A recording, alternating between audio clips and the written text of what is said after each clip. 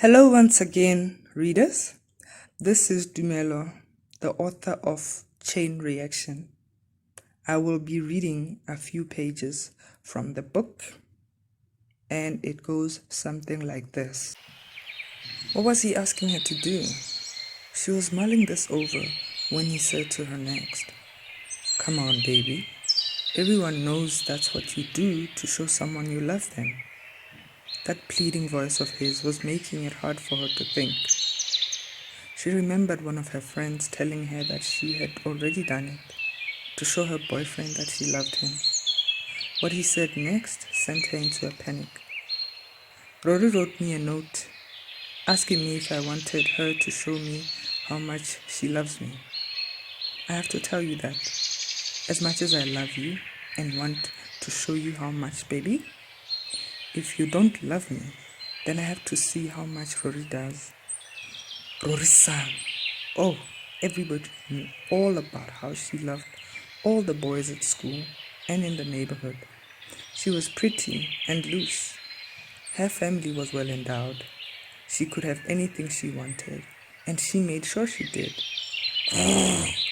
How she hated that girl. She was sure that it was just the kind of stunt Rory-san would pull to get to her. She and Rory-san had been competing for what she did not know, for as long as she could remember. Being from the same village, and with only a few months' difference between their ages, they had played together growing up. That was until they turned 12. She had even started to view Rory-san as her only best friend when the other girl had done a turnabout on her. But this was no time to be thinking about the past. She needed to act, and she needed to do it fast. Ndati, are you listening to me? She could hear the irritation in his voice. He was obviously tired of coaxing. "Okay," she said reluctantly. "I will do it.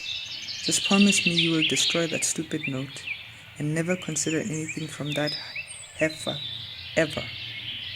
She hoped that he was not stupid enough to fall for Rory-san's insincerity.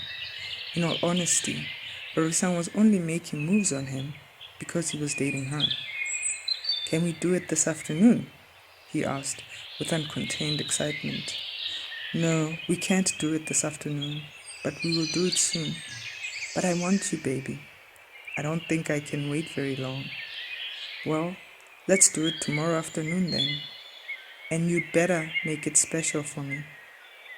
She wondered how she was going to pull that off. Her parents were very strict and would be suspicious of anything out of the ordinary. She would have to come up with a good excuse for coming home late tomorrow. She would have to casually introduce something that might have them thinking it was the cause for her being late. She would say she had taken up sport, or that she had been asked to help someone study for a big test. Tomorrow came way too soon. While Mr. Mokoka was delivering his usual boring math lesson, there was a sudden interruption.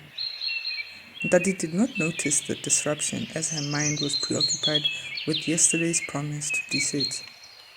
She was about to take a big step in her life, and she knew that she could fall pregnant if they did not do the well-known trick of doing it upright or him taking it out just before the big explosion happened. This was what some of the girls who had been doing it had told her was the secret to their success. Through the hazy fog of those deep thoughts, she thought she heard someone calling her name. She forced her mind to focus, and by that point Mr. Mokoka had become very annoyed, having called her several times. The girl next to her was nudging her in the side without much success. "Ntata Isenkhwali, if my class is so boring that it puts you to sleep, I would like to apologize, but at the moment we have a more urgent matter to address. You are needed at the principal's office." This was delivered very sternly, with not a touch of gentleness or understanding. She became very frightened, trying to remember if she might have done something recently or long ago that warranted a call to the principal's office. As she made her way out of the classroom, everyone was following her with their eyes and whispering. Her close friend, when she glanced at her questioningly from the desk they shared, seemed as surprised and clueless as she was as to the possible reason for this. She moved her shoulders and arms in a gesture indicating that she was just as stumped. When Tati was outside the class, she started fiddling with her appearance, not wanting to show up in front of the principal, looking like a culprit. The messenger had long since disappeared to his classroom to carry on with his lesson, like a kid. She made her way down the 3 high steps that would bring her to the path leading to the office.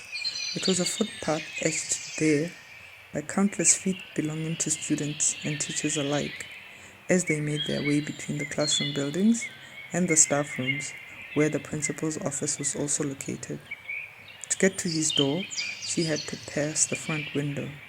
She scurried quickly past, hoping not to be noticed, as she knew that she would need to gather her courage at the door before she knocked for admittance. Something caught in her peripheral vision, a familiar figure, but she resisted the urge to backstep and take a better look. She knocked, after what seemed like forever, but was only within a minute of her reaching the door. The answer from within came promptly. "Come in." It was curt. She opened the door and walked in, then stood upright, like a soldier standing to attention as a senior officer passes. She saw her father sitting in the chair opposite the principal, by his beaten-up desk, which was uncluttered. This made her relax for a second, until another thought occurred. What if she was in so much trouble that her father had to be called? He looked none too happy, more like worried, so she moved closer to the desk. The principal began with, "Don't be frightened, young lady. You are not in any trouble with the school. Your father is here on a grave personal matter concerning your mother. You are to go home with him at once, as your mother has taken ill." Addressing her father, he said, "Mr. Khwali, you will take over from here." Her father nodded his agreement. He told her to run and get her things, as they needed to hurry. She left the office on wobbly legs.